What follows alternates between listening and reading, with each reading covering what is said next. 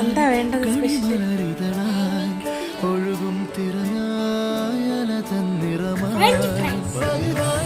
Okay,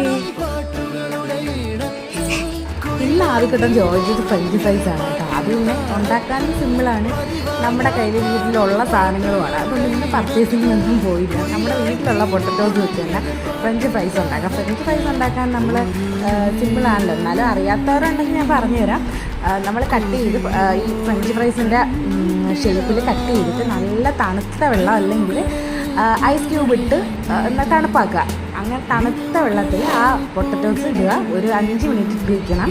അത് കഴിഞ്ഞിട്ട് നല്ല തിളച്ച വെള്ളത്തിൽ ഇതേ തണുപ്പിൽ നിന്ന് നേരെ നല്ല തിളപ്പുള്ള നല്ല വെള്ളത്തിൽ ഇടുക. എന്നിട്ട് അതിൽ നിന്ന് ഒരു 5 മിനിറ്റ് അതിനകത്തിട്ട് തിളപ്പിക്കുക. വലിയ വേവിയൊന്നും വേണ്ട, ഒരു 5 മിനിറ്റൊന്നും വേണ്ട, ഒരു 3 മിനിറ്റ് അതിനകത്തിട്ടൊന്ന് നല്ലോണം തിളയ്ക്കുമ്പോഴത്തേക്ക് തന്നെ കോരി ആ തണുത്ത വെള്ളത്തിൽ തന്നെ ഇടുക.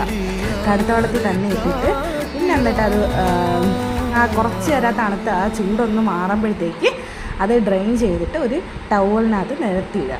എന്നിട്ട് അതൊന്ന് ഡ്രൈ ആവുന്നത് വരെ നല്ലോണം അതിൻ്റെ വെള്ളമയം ഒന്ന് മാറുന്നത് വരെ നല്ലോണം ഡ്രൈ ആക്കി എടുക്കണം. എന്നിട്ട് കുറച്ച് കോൺഫ്ലവറും കൂടെ ഇട്ടിട്ട് മിക്സ് ചെയ്തിട്ട് ഫ്രൈ ചെയ്തെടുക്കണം. നമ്മുടെ ഫ്രഞ്ച് ഫ്രൈസ് ആയിട്ടുണ്ട്. കാരണം ഇത് ഉണ്ടാക്കാൻ വളരെ സിമ്പിളാണ് കേട്ടോ.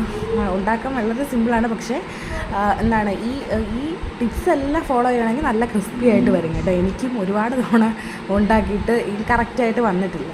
പക്ഷെ ഇത് കണക്ക് ഒരു വീഡിയോ ഞാൻ കണ്ടിട്ടാണ് എനിക്കിത് ഇത്ര പെർഫെക്റ്റായിട്ട് വന്നേക്കുന്നത്. അപ്പോൾ നമുക്ക് നമ്മുടെ ആൾക്കാർക്ക് കൊടുക്കാം. അപ്പോൾ ഇന്ന് എന്താണ് അഭിപ്രായം എന്ന് നോക്കാം കേട്ടോ.